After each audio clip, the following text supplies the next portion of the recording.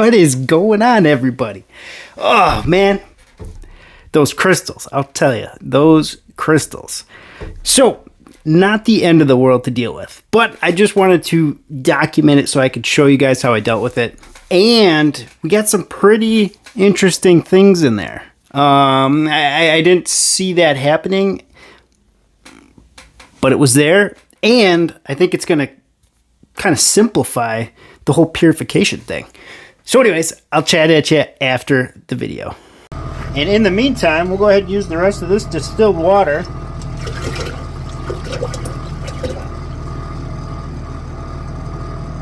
And see if we can pick up any more.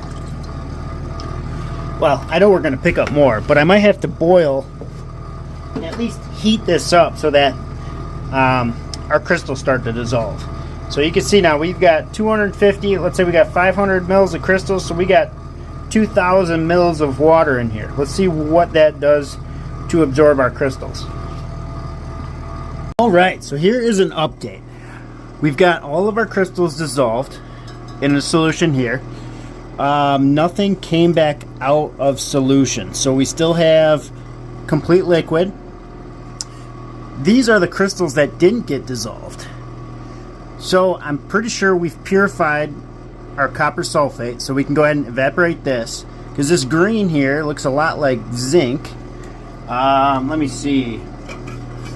Let me get you in hand mode quick.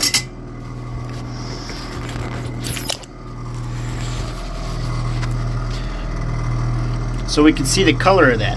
So we still have silver in there that we need to get, which I imagine a little bit of hydrochloric will take care of. Let's start with some hydrochloric, see if we can absorb the rest of these crystals.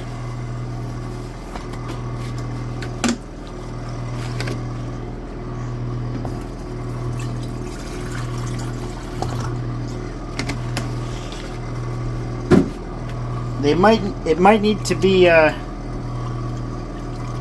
boiled, but I don't think so. Our solution is getting pretty dark as is.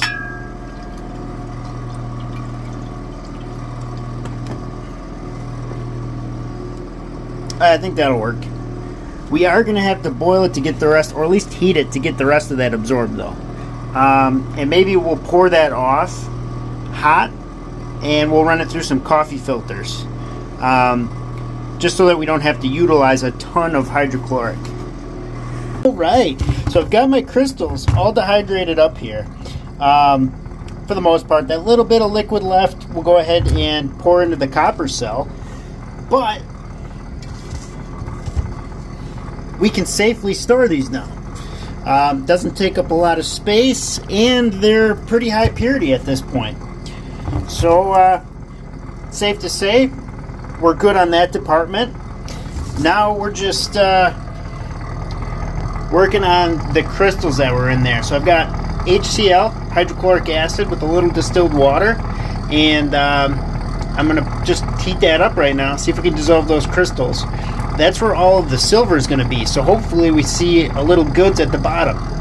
Well, I'll wait here until we got that heated up fairly nicely. I'll bring that back. We'll pour it off into my one of my AP solutions, and yeah, we'll see what we got at the bottom. Alright, so this has been on the heat plate for a little while now. Let's see. Let's pour this out before it cools down and see what we got residing at the bottom.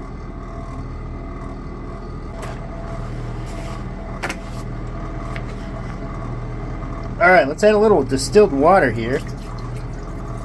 Alright, so we have very little amount on the bottom there. I can't really tell you if that's silver or not. It looks pretty dark, but that's the only thing I can see that would be left. So I imagine we've got a little bit of silver there. Not a lot at all. So I know it was short. It was on the shorter side of videos. Nothing crazy. But I had to get it out there, right? I had to show you. We had a lot of copper sulfate crystals with plenty of impurities in there. And it's interesting to know that those impurities were not water soluble, but the copper sulfate crystals were. So when introducing it to the cold or the hot water, the boiling water, it basically purified it for us. Now, I evaporated that really quickly, and that's kind of why those crystals turned out the way they did. I've been trying to make room in my beakers, so we kind of expedited that. But if you wanted to, if you slowed that down, you would have some really awesome copper sulfate crystals. And like the ones in my shorts. Maybe if I could find some, I'll put them up here. That's if I could find them. I can't make any promises. I just had to make a bunch of space on the old phone, so we got rid of some of the goods, we got rid of some of them. That's all right. Well, there it is. Purification of copper sulfate crystals and dealing with that poor man's nitrate. That's what you're going to get, at least if you did it the way I did it. Now, I still have one more experiment coming up. We're going to work on that and see if we can deal with that better with, I can't say no crystals because we have copper sulfate. We're going to get crystals. But hopefully we can get crystals when we want crystals, and that's when we're evaporating. All right. Well, thanks guys for watching, and I'll see you on the next one.